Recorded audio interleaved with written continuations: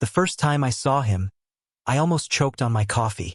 Not because he was beautiful though God, he was, but because no one warned me my roommate had a brother who looked like he'd walked straight out of a daydream. He appeared in the doorway of our small apartment like he owned the place, sunlight spilling over his golden hair, those mischievous blue eyes locking on me as if we'd known each other forever. "You're Owen, right?"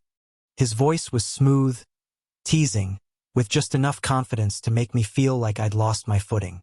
I nodded, trying not to stare, trying not to notice the way his sweater hung loosely on his frame, hinting at a lean body underneath. He grinned like he'd caught me in the act. And maybe he had. "Logan," he said simply, stepping inside as if that explained everything. "Ethan's little brother." Oh, hell no. My brain scrambled for a response, but all I managed was an awkward, "cool," before taking another gulp of coffee too big, too hot and nearly burning my tongue. Smooth, Owen. Real smooth. I should have known then. This boy was trouble. Logan wasn't supposed to stay long. That was the plan. Ethan had mentioned something about Logan needing a place to crash for a few nights. A week at most. But 1 week turned into 2. Then 3. And before I knew it, Logan was everywhere sprawled on the couch watching late-night shows, stealing my blankets when I fell asleep there, raiding the fridge like it was his personal playground. He was chaos in its purest form, and God help me, I liked it. It wasn't just his looks, though those were lethal. It was the way he laughed loud, unrestrained, like he didn't care who was listening. The way he noticed things no one else did, like how I always double-checked the locks before bed, or how I hated mornings but loved the smell of rain. He paid attention, and that terrified me, because I couldn't let him in. Not like that. Not when I'd spent years building walls so high no one could climb them. One night, everything cracked. It was late, the kind of late where the world feels too quiet, and I found him sitting on the fire escape outside the living room window, legs dangling into the darkness. He had a blanket wrapped around his shoulders, a beer in his hand, eyes distant. "What are you doing out there?" I asked, pushing open the window. The cold night air hit me like a slap, but I climbed out anyway, settling beside him. He didn't look at me right away. "Couldn't sleep," he said softly. Then, after a beat, "Sometimes it feels like the world moves on without me." Something in his voice made my chest ache. I wanted to say something comforting, something that mattered, but the words got stuck in my throat. So I did the only thing I could. I sat there, shoulder to shoulder with him, and let the silence stretch. When he finally turned to look at me, his eyes weren't mischievous anymore. They were vulnerable. And in that moment, I knew I was in deeper trouble than I'd ever imagined. The first time he touched me, it was nothing. Just his fingers brushing mine as he passed me the remote. But it was enough to set every nerve in my body on fire. Enough to make me wonder what it would feel like if he didn't pull away. And the worst part? I didn't want him to. Every day after that, it got harder to pretend. Harder to ignore the way my heart sped up when he walked into the room.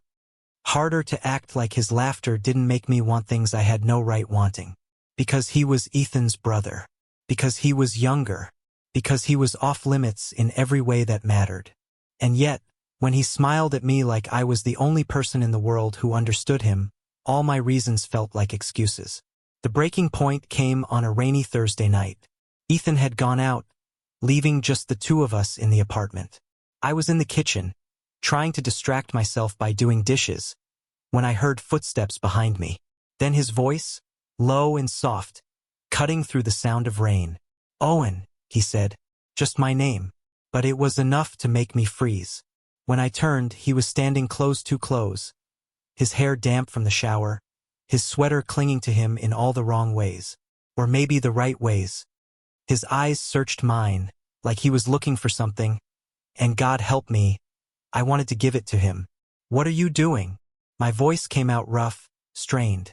He didn't answer, not with words. Instead, he stepped forward, closing the distance between us until I could feel his breath on my skin. My heart pounded so hard I thought it might break free from my chest. "Tell me to stop," he whispered, but I couldn't. I didn't want to. And when his lips finally touched mine, all those walls I'd built, They crumbled like they'd never been there at all. The kiss was nothing like I'd imagined. It wasn't desperate or messy, it was slow, almost hesitant, like he was giving me a chance to pull away. But I didn't. God, I couldn't. Every instinct in me screamed to keep him there, to hold on like the world outside didn't exist. When we finally broke apart, his forehead rested against mine, both of us breathing hard. For a moment, everything felt still, perfect, until reality came crashing back in. "What the hell are we doing?" I whispered, my voice shaking. His smile was soft, almost sad. "What we've both wanted for weeks. It should have been that simple." It wasn't. For days after, I avoided him. I buried myself in work, left early, came home late. Anything to keep from looking into those eyes that saw too much. But no matter how hard I tried, I couldn't escape the memory of that kisser, the way it made me feel. The guilt gnawed at me. Ethan trusted me. He'd been my roommate for 2 years, my friend even longer. And here I was, falling for his little brother like some pathetic cliché. But the worst part? Deep down, I didn't regret it. Not one damn bit. It all came to a head 2 weeks later. Ethan was out again, some late-night study group, and I walked into the apartment to find Logan sitting on the couch, headphones around his neck, strumming Ethan's old guitar. He looked up when he heard me, and for a second, neither of us moved. Then he set the guitar down and stood. "Owen," he said, and there was something in his tone, something final, that made my chest tighten. "I can't do this," I blurted out before he could speak. "We can't do this." His jaw tightened. "Because of Ethan.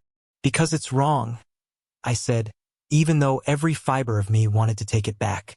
"You deserve someone who can be proud of this. Someone who won't make you hide." His laugh was short, bitter. "You think I care about hiding? You think I haven't spent my whole life doing that?" He stepped closer, eyes blazing now. "I like you, Owen. I've liked you since the first second I saw you.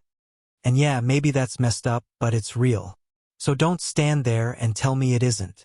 I swallowed hard, words tangled in my throat. God, I wanted to believe him. I wanted to give in so badly it hurt. But the fear of losing everything held me back. So I did what cowards do best. I walked away.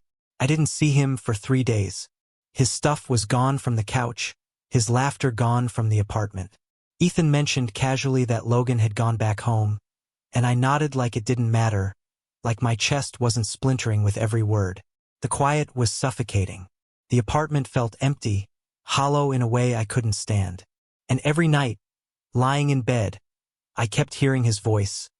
"I like you, Owen. It's real." On the 4th day, I cracked. It was raining again, the kind of steady, relentless rain that made the streets gleam like silver, and I drove 3 hours without thinking, until I was parked in front of a house I'd only seen in pictures. My hands shook as I climbed out of the car, as I walked up the steps and knocked on the door. He opened it.